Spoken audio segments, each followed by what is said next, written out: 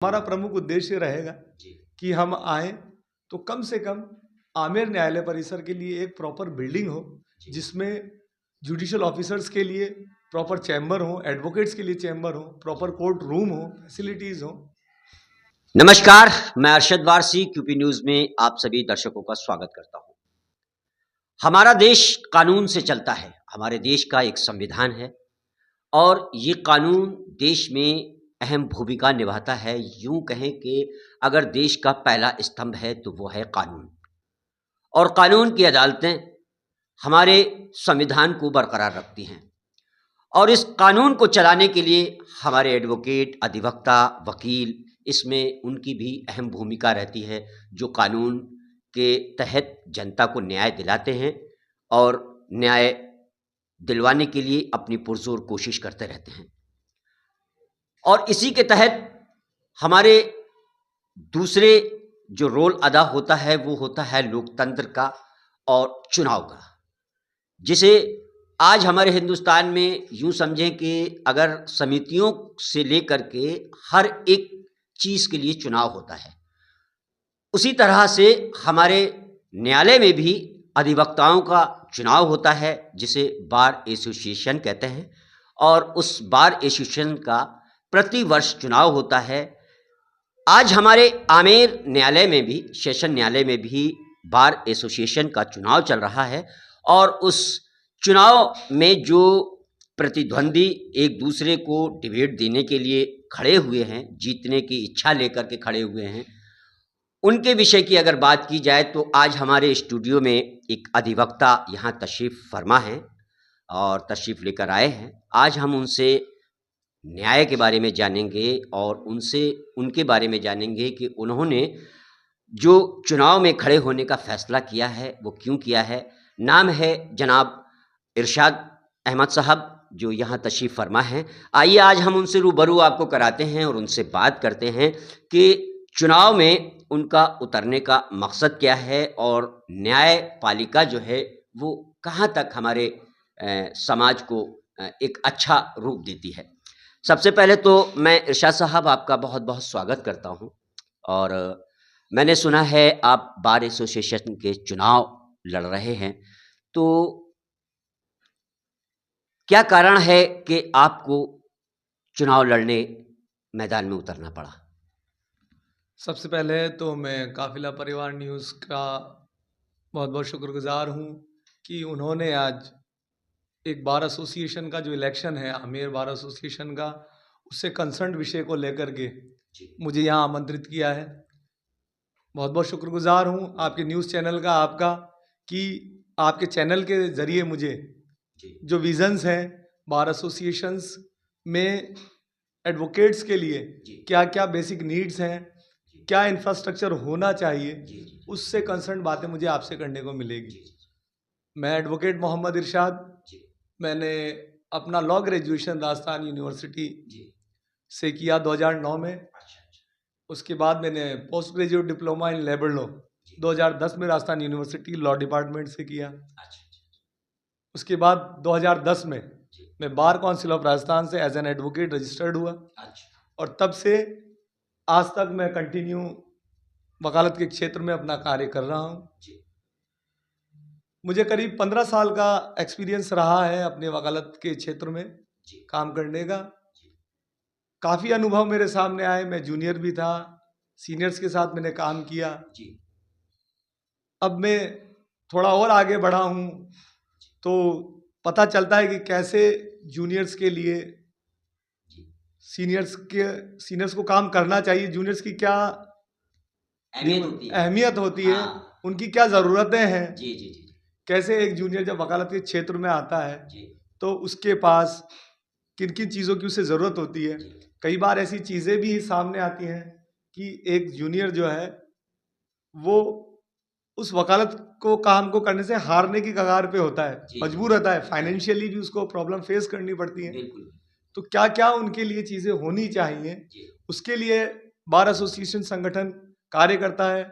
Advocates के क्या क्या राइट्स हैं, एडवोकेट्स के लिए क्या क्या बेसिक नीड्स हैं, बार एसोसिएशंस के माध्यम से उन ज़रूरतों को कैसे पूरा किया जाए, उस चीज़ के लिए एक संगठन कार्य करता है। बिल्कुल। और उसी के क्रम में बार एसोसिएशन के अभी 2024 में जी, 13 दिसंबर को इलेक्शन होने वाले हैं। जी। उनमें मैं महासचिव जनरल सेक्रेटरी पोस्ट के लिए कंटेस्टेंट हूँ। अच्छा, अच्छा, अच्छा। तो मेरा जो प्रमुख उद्देश्य रहा जी, चुनाव में आने का, जी, वो ये रहा कि देखा जाता है कि जो आमेर न्यायालय परिसर है, जी, वो इस वक्त आमेर के मेन मार्केट के बीच में स्थित है, जो कि एक बहुत पुरानी बिल्डिंग में चल रहा है। देखने में ये आता है कि पार्किंग की बहुत बड़ी वहाँ समस्या रहती है। जी, कोर्ट के बाहर इतनी पार्किंग लगी होती है कि एडवोकेट्स को, इवन पक्षकार जो होते हैं, पार्टीज आ रही हैं, जी, उन्हें रोड के ऊपर से पास करके जाना होता है। जी, तो प्रॉपर न्यायालय परिसर के लिए यहाँ भवन की बहुत ज़्यादा ज़रूरत है, जो है नहीं। जी, उसके लिए हमारा उद्देश्य ये रहेगा कार्यकारिणी में आने पर कि न्यायालय से, हाई कोर्ट से, माननीय उच्च न्यायालय से बातचीत करके जी, एक आमेर क्षेत्र में आसपास ही में कहीं न्यायालय से सम के लिए जमीन का आवंटन सरकार के द्वारा कराया जावे, जिससे कि एक प्रॉपर बिल्डिंग न्यायालय को मिल सके, जिसमें एडवोकेट्स के चैम्बर हों, प्रॉपर न्यायालय कोर्ट परिसर हो, प्रॉपर कोर्ट रूम हो, चैम्बर्स हो, बैठने के लिए जगह हो, फैसिलिटीज़ जो आम लोगों के लिए, एडवोकेट्स के लिए ज़रूरी हैं बेसिक, वो हो, पानी की व्यवस्था सब हो। ये बहुत इम्पोर्टेंट पॉइंट है और यही पर्पज़ रहा है। पिछली कार्यकारिणी में भी मैं as an executive member, senior executive member था, वहाँ भी काफ़ी प्रयास किए गए पिछली कार्यकारिणी के द्वारा भी, और काफ़ी न्यायालय में जो पीठासीन अधिकारी रहे उनके द्वारा भी काफ़ी लेटर वगैरह चलाए गए और उन पे कार्य भी हुआ है। कुछ एक जमीनें चिन्हित भी की गई हैं, उन्हीं को आगे बढ़ाते हुए उनको मूर्त रूप देना जी, और न्यायालय की बिल्डिंग के लिए जी, उस प्लान को एग्जीक्यूट करना हमारा प्रमुख उद्देश्य रहेगा जी, कि हम आए तो कम से कम आमेर न्यायालय परिसर के लिए एक प्रॉपर बिल्डिंग हो, जी। जिसमें जुडिशियल ऑफिसर्स के लिए प्रॉपर चैम्बर हो, एडवोकेट्स के लिए चैम्बर हो, प्रॉपर कोर्ट रूम हो, फैसिलिटीज हो। जी, ये हमारा प्रमुख अभी उद्देश्य तो रहा। देखा जाता है कि वो एक टीन का शेड पड़ा हुआ है और उसी में आप लोग विराजमान हैं, वहीं से अपना कारोबार चला बिल्कुल रहे हैं। बिल्कुल, ये सही बात है, वहां से चल रहा है। एडवोकेट मैं आपको बता दूं इतना मजबूत तो होता ही है जी, जी, जी। कि उसे इन चीज़ों से फर्क नहीं पड़ता है। हाँ, हाँ, ये ज़रूर है कि आज के माहौल को देखते हुए प्रॉपर सिटिंग अरेंजमेंट्स होने बहुत ज़रूरी हैं। जी। अगर हम टीन शेड के नीचे बैठे हैं तो आने वाले पक्षकारों को भी वहीं से हमें डील करना बिल्कुल, होता है। बिल्कुल। तो कहीं ना कहीं ये ज़रूरतें दोनों ही के लिए हैं। जी, अगर एडवोकेट्स के पास प्रॉपर अरेंजमेंट्स होंगे जी, तो ऑब्वियसली पार्टीज के लिए भी वो अरेंजमेंट्स होंगे, जी, और ज़रूरी भी है कि ऐसा हो। जी, तो यही उद्देश्य हमारा रहा है कि एक यहाँ इन चुनावों में आने का, कि आकर के इन सब प्लान्स को जो कि खास तौर से न्यायालय भवन की बिल्डिंग के लिए है, ये एग्जीक्यूट किए जाएं आने वाली कार्यकारिणी के साथ तालमेल बैठा करके, और अन्य जो सीनियर एडवोकेट्स हैं उनके अनुभवों को साझा करके जी, एक ऐसा प्लान एग्जीक्यूट किया जाए जिससे कि बहुत अच्छा एक न्यायालय परिसर स्थापित हो सके, गुड। जिससे कि जी, सभी पक्षकारों को और अधिवक्ताओं को जी, जी, आसानी हो और न्याय में सुलभता हासिल हो सके, और यही न्याय का मूल मंत्र भी है। बिल्कुल। अच्छा, समाज में आपका क्या मैसेज रहेगा अधिवक्ताओं के लिए, जो आप जिन अधिवक्ताओं के हक के लिए आप चुनाव में उतरे हैं और तो उनको क्या संदेश देना चाहते हैं? क्या है? हमारा जो ये बार एसोसिएशन का चुनाव है, जी, यह एक ऐसा चुनाव है जो कि किसी भी जाति, धर्म, इन सबसे परे हटके है। क्योंकि सुप्रीम कोर्ट से भी ये डायरेक्शंस हैं कि एडवोकेट के नाम के आगे लर्नेड लगाया जाता है। जी, जी। तो अगर हम लर्नेड काउंसिल हैं तो हुँ, हमें उस प्रॉपर वर्ड को एग्जीक्यूट करना बहुत ज़रूरी है। हमें ये बताना है कि हम वाकई में लर्नेड है। बिल्कुल। तो हमारी ये जिम्मेदारी बनती है कि हमारा कोई भी स्टेप ऐसा ना हो जिससे ये शो हो कि ये प्रॉपर, ये एडवोकेट्स जो है इतने लर्नेड है, उसके बावजूद इस तरह से कैसे बिहेव कर रहे हैं। तो सबसे ज़रूरी यह है कि जो भी पक्षकार हमारे पास न्याय की उम्मीद में आता है, उसके प्रॉपर उसका काम को प्रॉपर किया जाए और उसके मामले को न्यायालय के समक्ष बड़ी ईमानदारी से और कानून के दायरे में रखा जावे, जिससे कि वो न्याय से कुछ जो रिलीफ चाहते हैं वो उन्हें मिल सके। अच्छा वकील साहब, मैं आपसे एक, ये मेरा अपना सवाल है जी जी। कि जो पहले तो यहाँ कोर्ट था नहीं, तो अब अभी शायद जल्दी में ही, कितना वक्त हुआ है यहाँ कोर्ट को लगे हुए, कितने साल हुए? यहाँ अक्टूबर 2015 में। अच्छा, पहले ये जयपुर ही सेशन कोर्ट लगता जयपुर था। सेशन कोर्ट में ही एक एससीजेएम 10 कोर्ट हुआ करती थी, जी। जिसमें आमेर थाने का क्षेत्राधिकार हुआ करता था। तो यहाँ से करीब 15 किलोमीटर की दूरी पर वो था। चूंकि पूरे शहर को क्रॉस करके यहाँ से लोग जाया करते थे, एडवोकेट्स भी जाया करते थे, जी। तो करीब 1 सवा 1 घंटा वहाँ पहुँचने में लगा करता था। जी। तो न्यायालय की मंशा ये रही कि किसी भी पक्षकार को सस्ता सुलभ न्याय मिल सके, तो कहीं ना कहीं इस तरह की परिस्थितियां उसमें विरोधाभास पैदा कर रही थी। तो न्यायालय ने भी उचित समझा, हेडक्वार्टर पर कोर्ट की स्थापना की गई। तो अपने यहाँ कोर्ट में कितने अधिवक्ताओं का जो है संख्या है, कितने लोगों की एक मैनेजमेंट है? बार आमेर एसोसिएशन न्यायालय में? परिसर में दी बार एसोसिएशन आमेर में करीब 200 सदस्य पंजीकृत हैं, अच्छा। जिनमें से करीब 168 मेंबर्स ने यहाँ वोटिंग राइट के लिए एफिडेविट फाइल किया है। अच्छा। 168 मेंबर्स जो हैं यहाँ वोट कास्ट करेंगे अपना। अच्छा। 13 तारीख को। अच्छा, मैं ये जानना चाहता हूँ वकील साहब कि आम जनता की एक समस्या रहती है, वो आप चुनाव लड़ रहे हैं, बेहतर चुनाव लड़ें, आप जीते भी, बहुत अच्छी बात है। लेकिन जो आम जनता की एक समस्या रहती है, वो ये रहती है कि कानून से न्याय मिलने पर इतनी देर आखिर क्यों होती है?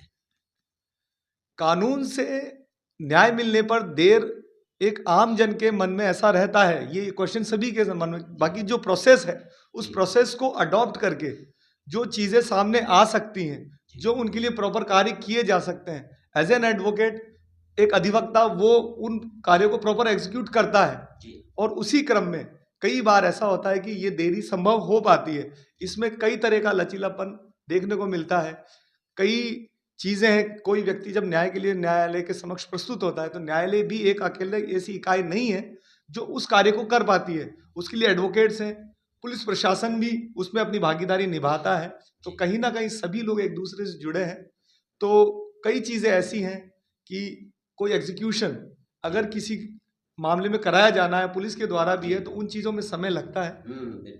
तो वो चीज़ें बहुत सामान्य हैं। तो ये न्यायालय की मंशा ये रहती है कि कोई भी चीज़ हो, जल्द से जल्द पक्षकारों को उनके मामलों में न्याय उपलब्ध कराया जावे। लेकिन ये परिस्थितियाँ इस तरह की समक्ष आती हैं कि ये बहुत ही स्वाभाविक चीज़ें हैं कि ये सब अच्छा, एक समय लगता है। आरोप हमेशा से लगता रहा है वकीलों के ऊपर भी कि जो न्यायालय जज भी चाहते हैं कि बहुत जल्दी फैसला सुना दिया जाए, लेकिन उसमें वकीलों का बहुत अहम रोल रहता है कि वो नहीं चाहते हैं कि, ये आरोप लगता रहा है हमेशा। कई बार ऐसी समस्याएं आई, हमारे क्यूपी न्यूज़ चैनल के माध्यम से भी लोगों ने कहा कि इसमें जो है वकील बहुत देरी करते हैं, वो शायद अपनी फीस के चक्कर में या अपने रोजगार के चक्कर में। तो ऐसा क्या है वकील साहब, इस पे कुछ कहेंगे आप? देखिए, कई तरह के रूमर्स हैं भी। मैं आपकी बात से पूरी तरह से यहाँ सहमत नहीं होऊंगा, क्योंकि ये ज़रूरी नहीं, कोई भी एडवोकेट जो है किसी दूसरे का सरदर्द अपने सर पे मोल लेता है और उसकी रातों की नींद हराम होती है और पक्षकार घर में आराम से सोते हैं। इसमें कोई दो राय नहीं है।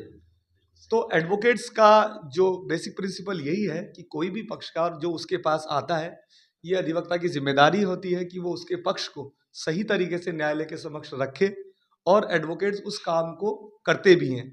मैं इस बात से कतई सरोकार नहीं रखता कि कोई एडवोकेट अपने पक्षकार को न्याय दिलाने में किसी भी प्रकार की देरी करता है। हाँ, कुछ एक परिस्थितियां ऐसी पैदा होती हैं जो एक आम आदमी जिनसे वाकिफ नहीं हो पाता है, क्योंकि एक आम आदमी रिलीफ की चाह में एडवोकेट के पास आता है और उसे ये लगता है कि मैं यहाँ जाऊँगा और तो मुझे प्रॉपर रिलीफ और तुरंत रिलीफ मुझे मिल जाएगा, बट वो प्रोसीजर से वाकिफ नहीं होता है। तो एक प्रक्रिया का जब हम लोग अनुसरण करते हैं, तो उस प्रक्रिया में कुछ समय लगना स्वाभाविक है और वो लगता भी है। लेकिन कोई भी अधिवक्ता अपने समुदाय से, अपने प्रोफेशन से, अपने व्यवसाय से इतना इंसाफ जरूर करता है कि वो अपने पक्षकार की बहुत अच्छे तरीके से न्यायालय के समक्ष पैरवी करे। बिल्कुल बिल्कुल बिल्कुल।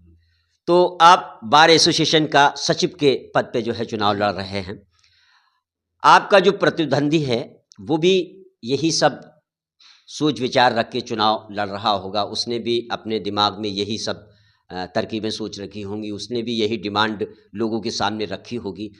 तो मैं आपसे जानना चाहता हूँ, आखिर अधिवक्ता आपको वोट क्यों देगा? हाँ, ये बहुत अच्छा सवाल है। इसके लिए मैं ये ज़रूर कहना चाहूँगा कि जो अधिवक्ता मेरे सामने हैं, वो भी हमारे ही समुदाय से हैं। और चूँकि हमारा तो बेसिक प्रिंसिपल ही अधिवक्ताओं का यूनिटी पर है, तो वो हमारे भाई हैं, छोटे हैं, बड़े हैं। जी, तो उनसे किसी प्रकार का कोई बैर भी नहीं है। ये एक चुनाव है जो 13 तारीख बाद बिल्कुल, पूरा हो जाना है। हाँ, मुझे वोट करने का जो मैं आधार मानता हूँ वो ये है कि मैं यहाँ प्रॉपर सिटिंग कर रहा हूँ अक्टूबर 2015 जब से न्यायालय की स्थापना हुई तब से अच्छा, मेरी यहाँ रेगुलर सिटिंग है। जी, और करीब 8 साल 9 साल करीब होते आए हैं मुझे यहाँ रेगुलर प्रैक्टिस करते हुए भी। यही मेरा लोकल ऑफिस है। और जब भी अधिवक्ताओं की ज़रूरत पड़ती है, हम लोग उन ज़रूरतों में शामिल होते हैं। और हमेशा मैं उन्हें ये विश्वास दिलाता हूँ इस आपके न्यूज़ चैनल के माध्यम से कि अधिवक्ताओं की किसी भी ज़रूरत के लिए जब भी उन्हें मेरी ज़रूरत महसूस होगी, एज एन एडवोकेट, पदाधिकारी तो मैं बाद में बन के आऊँगा अगर वे चाहेंगे तो। एज एन एडवोकेट मैं भी उसी यूनिटी का एक पार्ट हूँ और उसी समुदाय का एक सदस्य हूँ। हमेशा एडवोकेट समुदाय के लिए मैं हमेशा खड़ा रहूँगा और उनके हक के लिए, उनके अधिकारों के लिए हमेशा सबसे आगे की पंक्ति में खड़ा मिलूँगा। बहुत-बहुत बहुत-बहुत इरशाद भाई, शुक्रिया, आपने अपना कीमती वक़्त दिया, हमारे स्टूडियो में आए। यूनिटी, मैं ये आपको बताना चाहता हूँ दर्शकों कि अगर पूरे देश में, मैं पूरे देश ही नहीं बल्कि वर्ल्ड में अगर यूनिटी किसी की है, तो वो इन शख्सियतों की है, एडवोकेट की है। हमने अपनी पत्रकारिता के माध्यम से, हालाँकि हमारी भी यूनिटी है पत्रकारिता की, लेकिन वो जहाँ तक देखा जाए वो इतनी मज़बूत नहीं है, जितनी अधिवक्ताओं की यूनिटी मज़बूत है। और मैंने कई ऐसे प्रोग्राम्स देखे कि एक आवाज़ पर अधिवक्ता अपना सारा काम छोड़ के, चाहे वो कहीं भी हो, चाहे रात के 12 बज रहे हों, चाहे रात के 10 बज रहे हों, ऐसे कई बार मैंने मुद्दे देखे हैं कि जिसको अधिवक्ता लेकर के रोड पर उतरा है, रोड जाम किया है। और मैं तो बहुत तारीफ़ करता हूँ, हर कार्यक्रम में जहाँ भी मेरी ये बात आती है, तो मैं यूनिटी के बारे में यही करता हूँ कि अगर हिंदुस्तान में क्या पूरे वर्ल्ड में अगर किसी यूनियन की यूनिटी मज़बूत है, तो वो हमारे देश के अधिवक्ता हैं, जो हमारे लोकतंत्र को भी बरकरार रखते हैं, कानून को बरकरार रखते हैं, संविधान को बरकरार रखते हैं।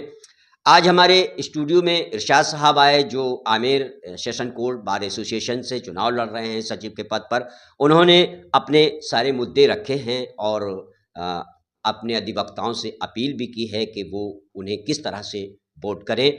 मैं इरशाद साहब, आपका एक बार फिर बहुत-बहुत धन्यवाद करना चाहता हूँ। आपने अपना कीमती वक़्त हमारे चैनल को दिया, यहाँ पर आकर अपनी बात रखी। बहुत-बहुत धन्यवाद। नमस्कार।